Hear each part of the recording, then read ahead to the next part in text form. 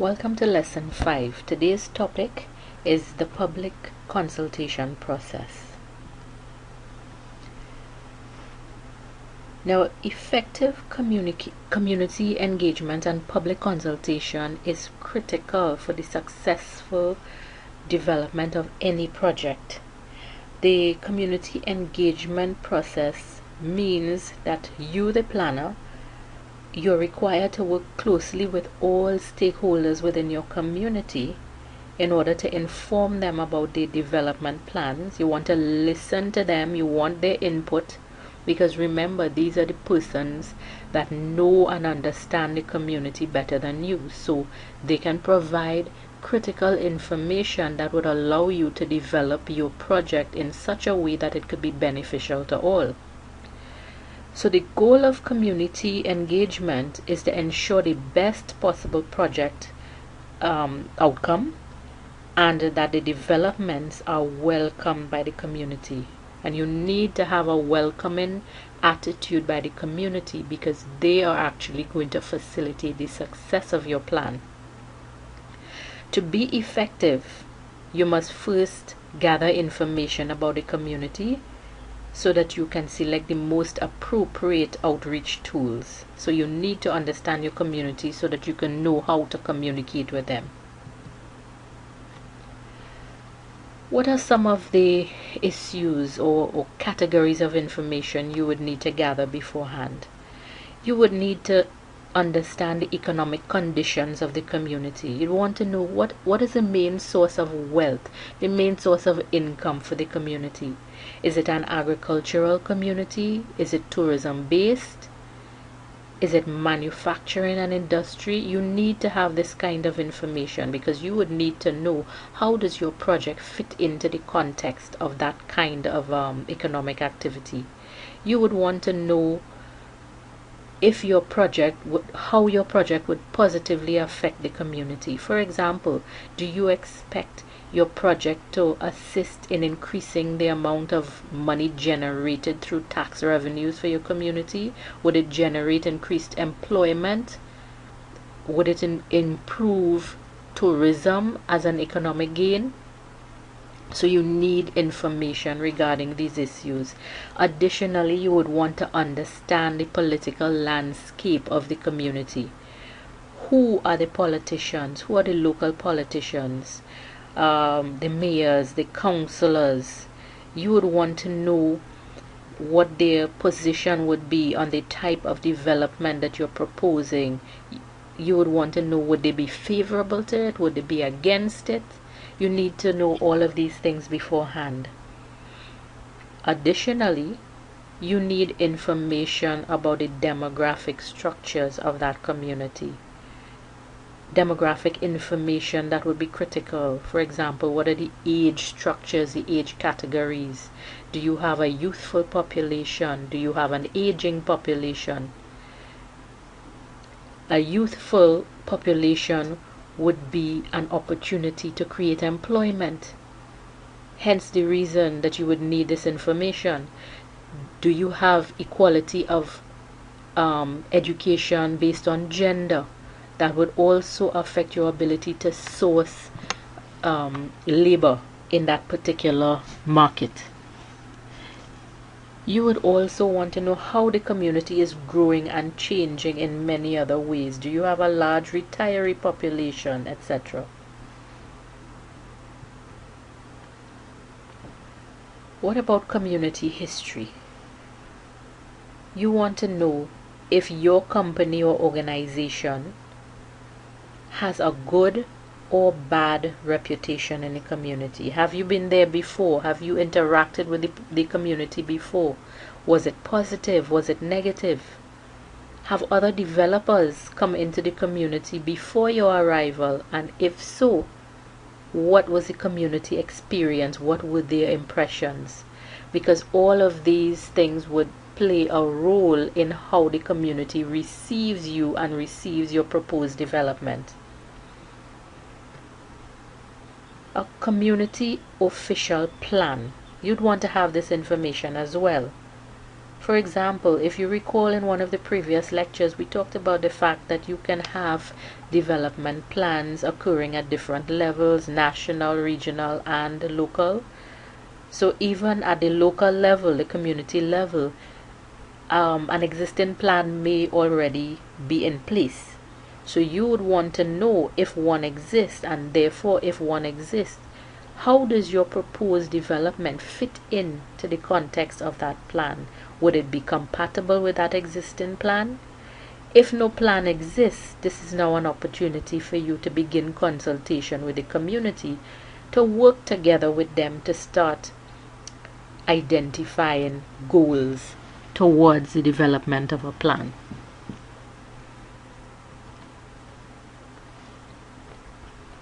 You'd also want to find ways of establishing and earning community support. During your development process, there are typically many opportunities for people in the community to voice their opinions about the proposed development. As mentioned before, this is critical. The success of any development plan requires community support. It is important that there are multiple voices speaking in favor of your development. So how do you get that to happen? You must communicate factual and important information to the various members of the community, and they must feel that your development is going to benefit them in some way. So if they believe that the development will benefit them, they will speak in favor of your development. So in other words, it's important to build overall community understanding and support.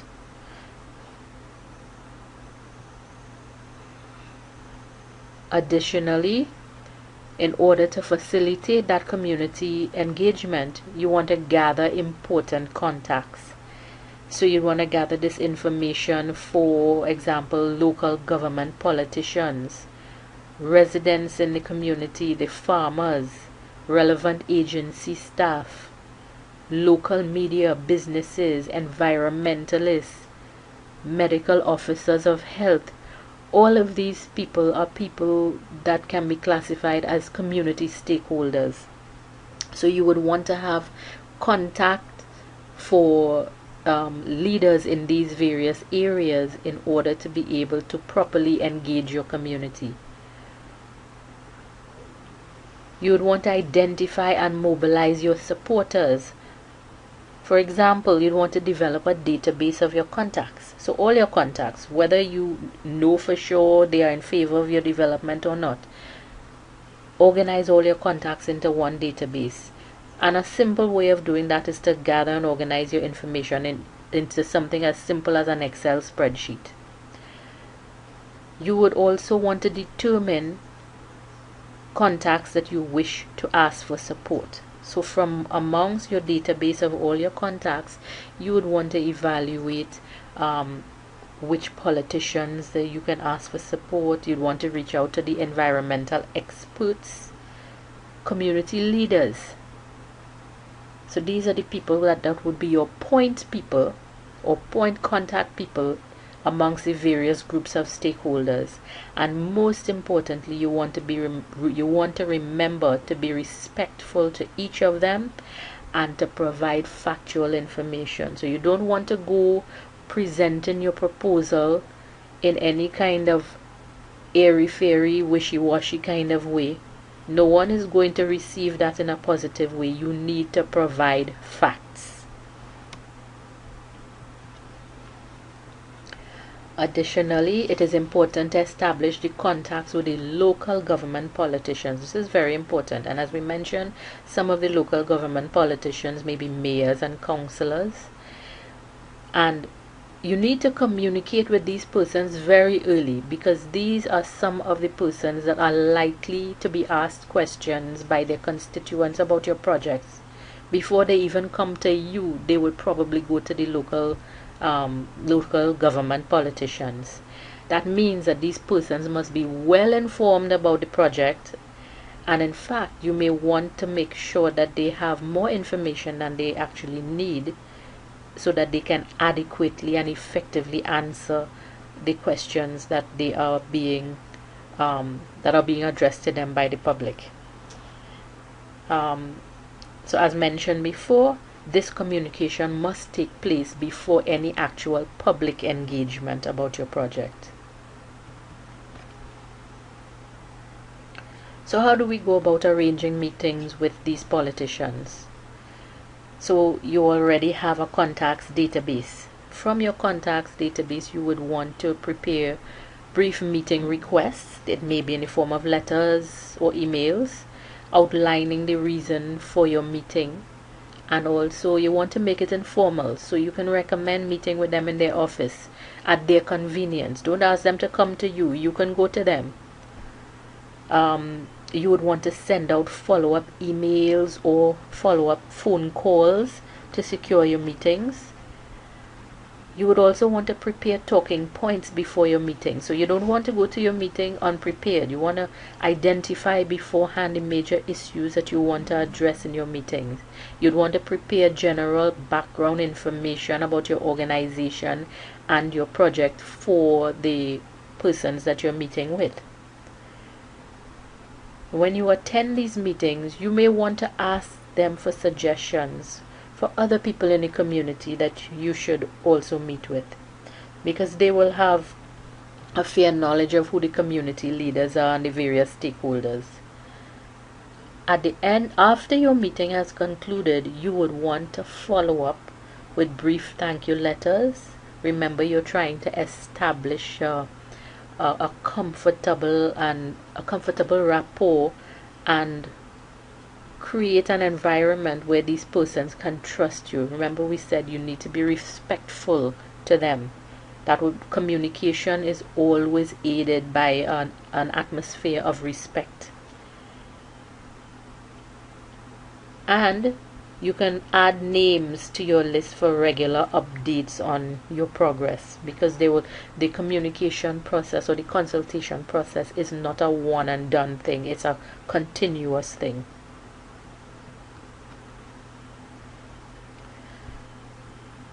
Working with our local government leadership. So the politicians, as I mentioned before, they will be faced with a lot of questions from the local residents. And again, you want to make sure they are fully prepared to address community questions and concerns. You want to keep, as mentioned before, you want to have early contact with the politicians, and you want to keep regular contact with them as well, constantly providing them updates on any information regarding your projects. And you want to inform all local politicians at least 24 hours before any public announcements. So even though you've already filled them in on the information, you also need to make them aware beforehand of any public announcements or public consultation activities you're going to be engaging in.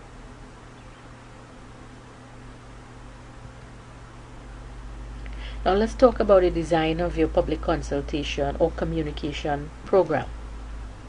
So the public consultation program, which works best for you and your community, depends upon the issues at hand and a lot of the information you would have collected before, your additional resources, as well, most importantly, the needs of the community.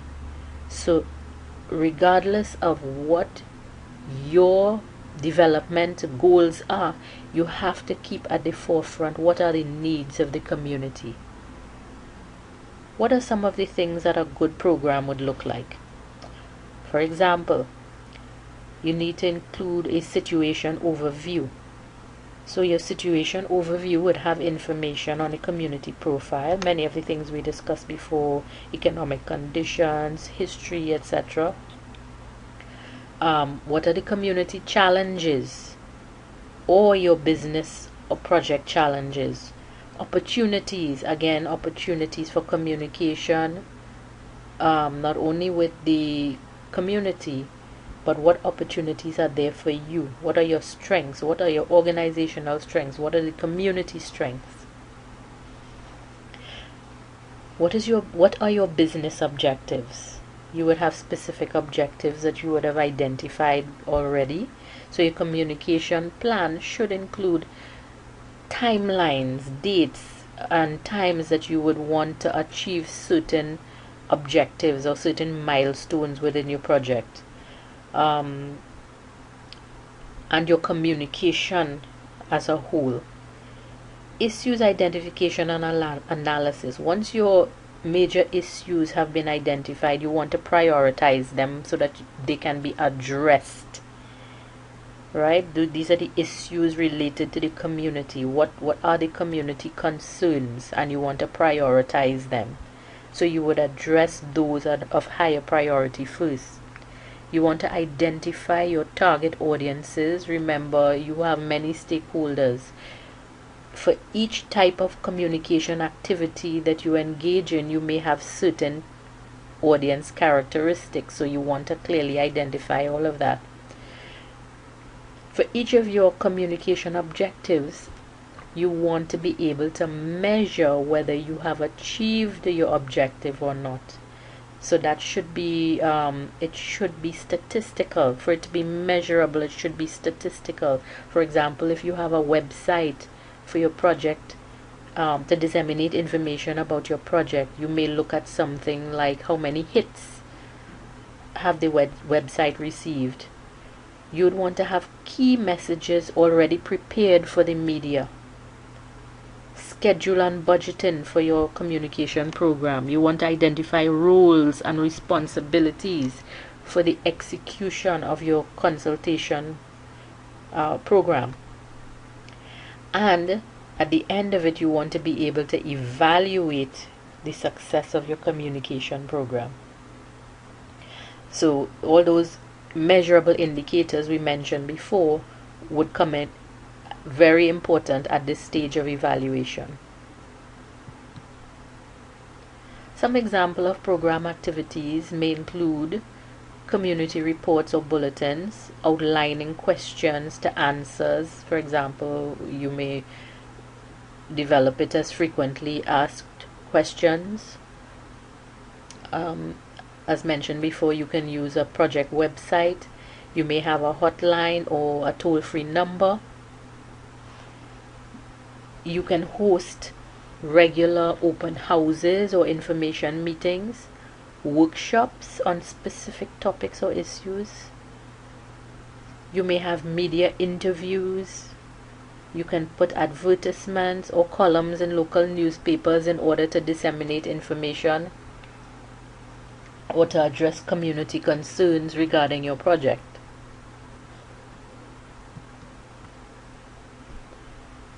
Now, it's important to note that there is a difference between informing the public and consulting the public about your plans. Informing the public is really a one-way communication flow, where information flows from the developer to the public. Consulting the public now involves communication going both ways. So in other words, you're talking about participatory development here. Various stakeholders having a say in the development of this particular proposal. In many jurisdictions, such as Trinidad and Tobago, public consultation activities are often required by the EMA for the granting of certificates of environmental clearances. So you would find that for many developments, they are required to carry out these type of activities.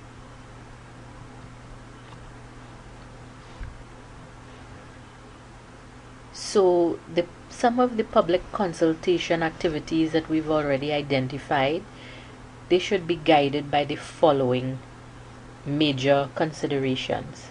For example, opportunity. You'd want to ensure that regardless of the activity, you want to ensure that every member of the community has a realistic opportunity to attend meetings or otherwise receive information about your project.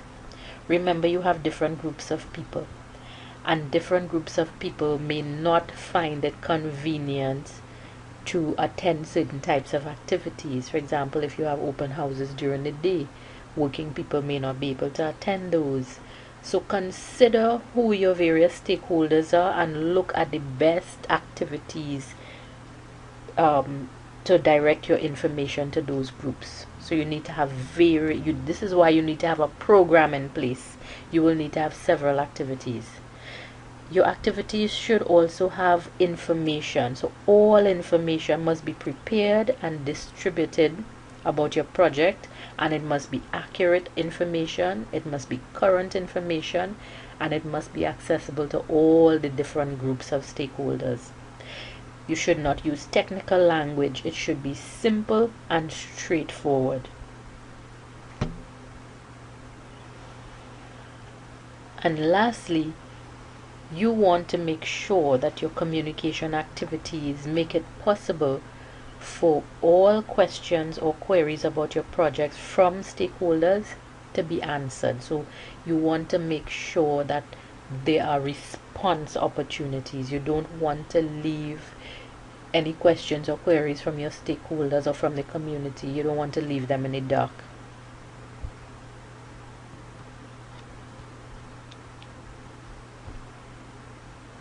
Now, the most personalized method for consulting the community about your plan is really face-to-face meetings. And examples of that may be kitchen table meetings, discussions at somebody's home, or at community gathering places. So these would be informal. Other types of activities that may be somewhat informal would be open houses.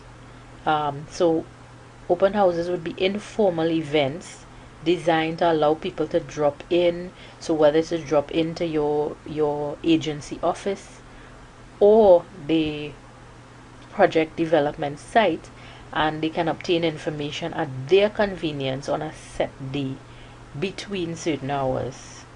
Then you also have more formal presentations that can provide information.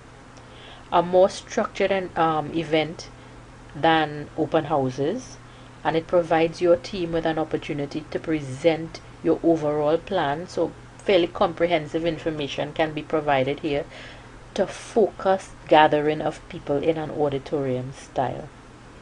Okay, so these, for example, may be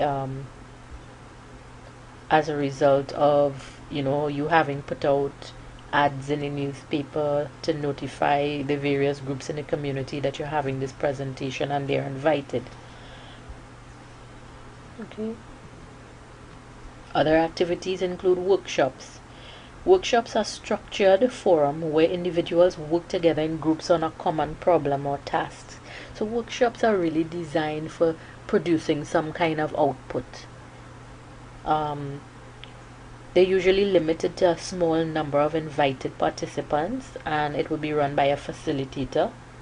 It encourages dialogue and discussions amongst the different participants, and typically you find this type of activity would be directed at persons with specific types of knowledge and expertise that may be required to enhance the communication process as well as enhance the project. Other communication tools may involve toll-free telephone lines. So this is a cost-effective way to stay in touch with a large number of people on a relatively complex or long-term project. So you must have staff that's available to man those phones at all times. Your staff must have good communication skills, and they must be well informed about the issues regarding the project. One-on-one briefings, as mentioned before, kitchen table conversations, to formal meetings with government officials.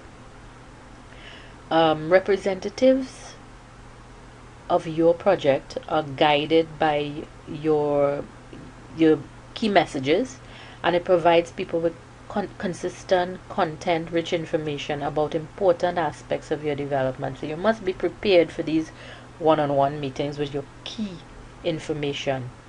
As mentioned before, you can have site visits. This gives first-hand experience in it is one of the most powerful communication tools, because an on-site visit allows a person to actually experience and see what is happening. Also the project website as mentioned before, because information can now be available 24/7 to all stakeholders. At this point, I would now ask you to please proceed to part 2 of today's lecture.